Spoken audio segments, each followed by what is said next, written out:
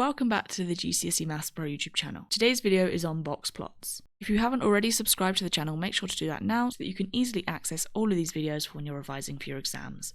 So, box plots are drawn on this kind of horizontal graph paper. We just need to memorize what they look like and what components they are made of, so which parts are they made up of. So, for example here, the table shows some information about the weights in kilos of some dogs. Draw a box plot for this information. What you need to know is that we need 5 vertical lines. So one obviously for each of these parts here. You'll need one at a minimum. They might say minimum, or they might say lowest, or they might say shortest, any kind of synonym of that. The smallest value. You'll need one for the lower quartile, one for the median, one for the upper quartile, and then the opposite way is then the maximum, or the biggest, or the longest, or the greatest, whatever they've used. When they give us a table as straightforward as this, we're literally just going to go and draw 5 vertical lines on these numbers. The first thing also to check out is the scale. This is quite a tricky scale because we've got 10 squares that make up 5 kilos in this case. So just be really careful of the scale. If you've got a scale that's really difficult to figure out, just do how many boxes or how many squares there are divided by the value here. So we've got 5. So what that means is we've got 2 squares or 2 boxes, however you want to call it, per kilo. So here we've got 2 kilos, right, for the minimum. So 2 times 2 squares is 4 squares. So 4 squares are long. So I'm going to draw it. I like to draw a bit shorter, but it is up to you. So I'm going to draw it there vertically in the middle of this graph. Then let's do the maximum, as that's the opposite one, isn't it? So that's at 21. So we've got to 20, but 1 kilo along would actually be 2 squares along, wouldn't it? So about there. The middle 3 are the more important pieces of information. So these 3 I'm going to draw a bit taller. You can see where I've got this thicker line here and here. I'm going to draw them that height. So the lower quartile is at 9. So 9 would be 2 squares before 10, wouldn't it? So there. The median is then at 14, which again is another 2 squares before 15. And the upper quartile is at 17. So that is 4 squares after 15. So 1, 2, 3, 4 here. There we go. So I've drawn my 5 lines. The middle 3, as I said, are the most important ones. Those are the ones we're going to create a box with. So you're going to draw 2 horizontal lines at the top and the bottom. One there and one here. So we've created this box with this line in the middle. And then the minimum and maximum lines, sometimes you might have heard this called box and whiskers. We're going to draw lines in the middle to connect them to the box. So you should have this central box, which is made up of the 3 most important pieces of information, which are always the lower quartile, median and upper quartile. And then these 2 other bits that kind of look, I guess, a little bit like whiskers that stick out on the ends for the minimum size and the maximum. That is literally it. As long as you've got these 5 pieces of information on whatever the context is, you just draw those vertical lines and then join it up in this format. And then you've drawn a box plot. That is the answer to this question. So let's try another one. The table shows some information about the heights in centimetres of some year 10 students. Draw a box plot for this information. So again, we can look at the table. The first bit is the minimum, so that's quite easy to look at. In this case, the scale is easy because we've got 10 squares, which is 10, in this case, centimetres. So every square is just 1 centimetre, isn't it? So that's fine. So 42 is obviously 2 squares along, so that's my minimum. If I then go to look for the maximum, first of all, it's not in the table, but second of all, I've got this range.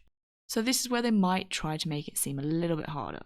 They've not explicitly written down minimum, maximum, but they have given you information to help you work it out.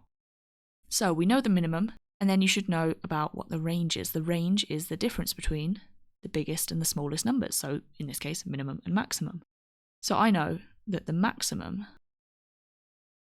take away the minimum, should give me 44, the range, right? Now the minimum is 142. So you could almost imagine it as an algebraic equation. How do I then work out the maximum? How do I go backwards? Well, obviously the maximum is going to be the minimum plus the range, isn't it? Plus the difference. So we should get 186. So that's our maximum. You might have to work that out. It just depends on the question.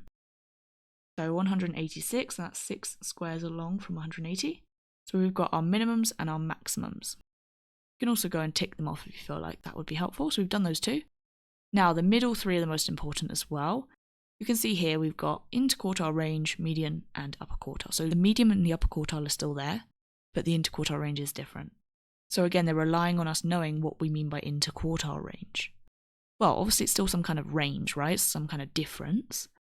Interquartile means the difference between the upper and the lower quartiles. So the interquartile range is the upper quartile minus the lower quartile, just generally. Now, we know that the interquartile range is 13. We know the upper quartile in this case is 171. We don't know the lower quartile, but obviously we'll need it for one of our vertical lines.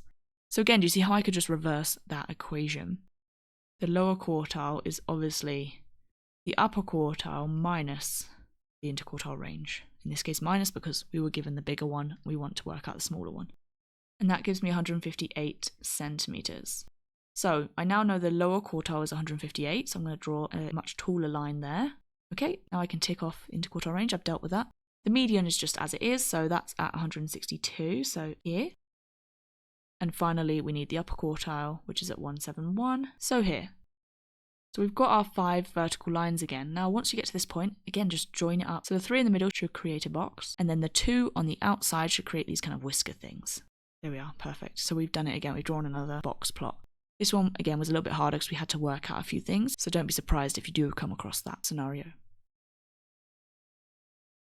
Okay, the next scenario is that they don't even give us a table in the first place, they just list down a load of numbers. So the test scores for some Year 7 students are listed below. Draw a box plot for this information.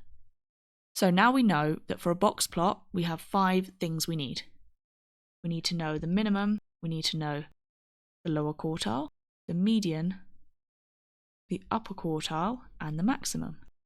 So those 3 things we need to get from our list. Now, double check if your list is in order. If it's not in size order, rewrite it yourself. In this case, it's already in size order, so obviously the minimum in this case is 9. The maximum is obviously 59, right? So that's quite straightforward. Now we need to know how to work out the lower quartile, median, and upper quartile from a list of numbers. Let's work out the median first. The median is the middle, isn't it? The middle number. So what you can do is either go through and cross out pairs. So for example, 9 and 59, 15 and 53, and so on until you get to the middle. I guess I would do that if there were not too many numbers. In this case, 15 is quite a lot of numbers, but you can still do that, that's fine. The other option is to see how many there are. In this case, we have 15 numbers. Or 15 test scores, right? 15 students. If it's odd, add 1 to make it even, so that's 16. And then because the middle literally means halfway, doesn't it? So we half 16, so that's 8. And then you just count 8. So 1, 2, 3, 4, 5, 6, 7, 8. So 38 is the median. So you can do it either of those 2 ways, whichever you prefer. So the lower quartile means 25% or a quarter, and the upper quartile means 75% or 3/4. So I'm going to use my same number. I'm going to use 16. To find 1/4 of 16, I just need to divide it by 4, don't I? So 16 divided by 4 is obviously 4, so I just count 4 along. 1, 2, 3, 4. So that's my lower quartile, is 23. And then either you take 1/4, times it by 3 to get 3/4, or you just minus 4 from the end. So 1, 2, 3, 4. 48 is the upper quartile. So now I've got all my information. I can write it as a table in the same format as before if you like, and we just draw it in the exact same way as before. So just to recap, the lower quartile is, you can either think of it as 25% or 1/4. The median is halfway, so 50% or a half. And the upper quartile is 75% or 3/4. Now, when I say 75%, 50%, 25%, I mean of the total number. So in this case, there were 15 students or 15 test scores. Because it was odd, I made it even. Okay, just make it even if it's odd. Normally they would choose an odd number to make it easier for you. And then you can find the middle and then each quarter. So kind of like this is like 1/4 in from the start, and this is like 1/4 in from the end, isn't it? Whichever way you want to think about it. There's lots of different ways to do these questions. As long as you get these numbers, then that's absolutely fine, whichever way works for you. So now is the easy bit, we just need to plot it. So the minimum is at 9, the maximum is at 59, the lower quartile is 23, the median is 38, and finally the upper quartile is 48. And then we join up the 3 in the middle to make a box, and then the other 2 minimum and maximum values are added as whiskers, or just by drawing the line in the middle. So there's our box plot from just a list of numbers. Okay, so the next question is actually quite a common one, but it's a worded answer. And a lot of people don't really know in terms of maths questions how to explain a worded answer, so this is a really good one to memorize. So the minutes that a bus was delayed by on Wednesday and Thursday are drawn on box plots.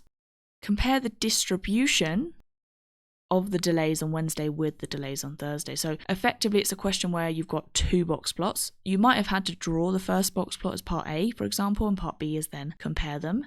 And it's normally 2 marks, compare the distribution. So you might think, well, I've literally got no idea. What do you mean compare the distribution? In this question, you're always going to mention 2 things. First of all, compare. We don't have to explain. Okay, you don't have to explain why or what it means. You just have to state the obvious, literally make comparisons. But the distribution, there are 2 things we want to comment on. The first thing is always the median. Now, if you remember to when we were plotting it, the median is always the middle vertical line, isn't it? It's the one that's inside the box. So when I compare the medians for this case, you can obviously use information like actual numbers from the box plots. That would be also helpful. Again, double check your scale so that you've got the right numbers. So here we can see obviously the median for Wednesday is 5. So you just literally say the median delay. So use the context, right? The median delay is 5 minutes on Wednesday, whereas it is, now let's check this one. This scale is quite difficult. So just double check 11, 12, 13. That'll be 13 minutes on Thursday. The other thing you can say is the median on Thursday is bigger than the median on Wednesday, for example. Or the median delay on Thursday is longer than the median delay on Wednesday. You know, any kind of thing like that. Number 2 is then more so focused on distribution as like a spread, right? I wouldn't necessarily go for the range. I think sometimes they accept that, but I would focus more on the interquartile range. Interquartile range. Now, if you remember, we've said in the previous questions, the interquartile range is the difference between the upper quartile and the lower quartile. So let's just label this. This is the median, isn't it? The upper quartile is obviously the furthest vertical line to the right on this box. So that's the upper quartile. And the lower quartile is then the lowest vertical line, but again, still within this box. So that's why I said previously that these 3 in the middle are the most important. So not only in this case do we need to figure out what the upper and lower quartiles are, I would also calculate what the actual interquartile ranges are therefore. So for Wednesday, we can see we've got, that's 11, isn't it, for the upper quartile? And then we've got, what's that? That was 5, so this is 4 for the lower quartile. So the interquartile range on Wednesday is 11 minus 4, which is 7. Thursday, you can see the upper quartile is obviously 15, and the lower quartile is obviously 10, so that's a bit easier.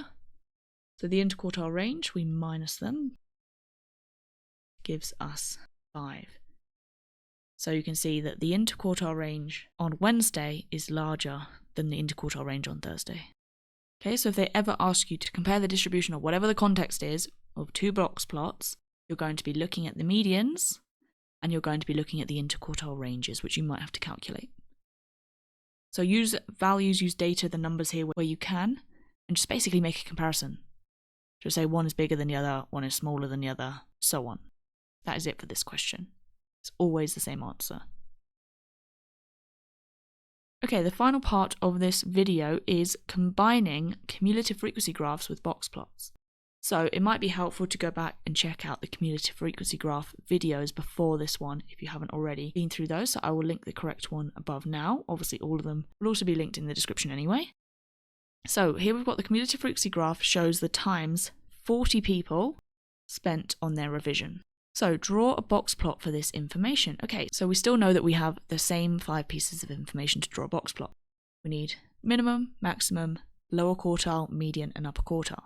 Now, with this one, if they give you the cumulative frequency graph, they will have to specify the minimum and maximums. Now, you can see here they've actually used different words. So it might not literally say minimum or maximum, but you get the gist, right? Shortest and longest. Same exact idea. So we've already got 2 out of 5. Therefore, the only things that we're missing are the lower quartile, the median, and the upper quartile. So that's obviously what we're going to have to use our cumulative frequency graph for. Now I'm going to go through this quite quickly because I've already explained it in the other videos. So I start with the median. As we said earlier, the median is obviously 50%.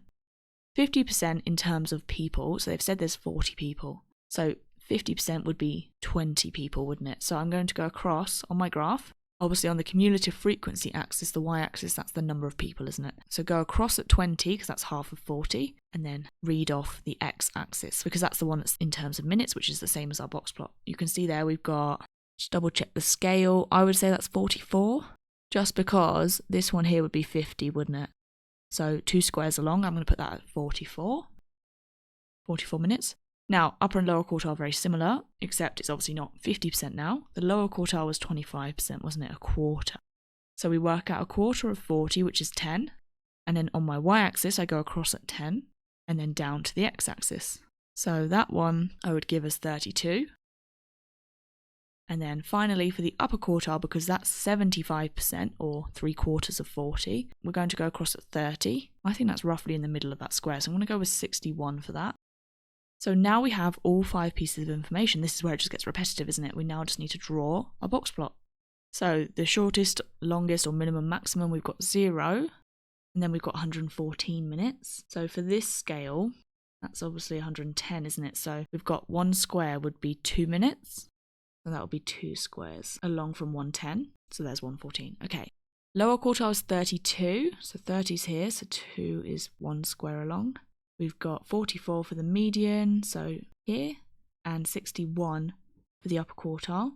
So that one would go halfway, wouldn't it, between. Okay, now we just join them all up. The 3 in the middle obviously create that box again, and the 2 on the outside are going to be drawn as whiskers. And there's our box plot from a cumulative frequency graph. So those are a variety of questions on box plots. If you want to go back and double check the cumulative frequency videos, feel free to do so, they'll be linked down below. Otherwise, thanks for watching this video. If you found it helpful, make sure to like and subscribe, and leave down below any questions or comments that you might have.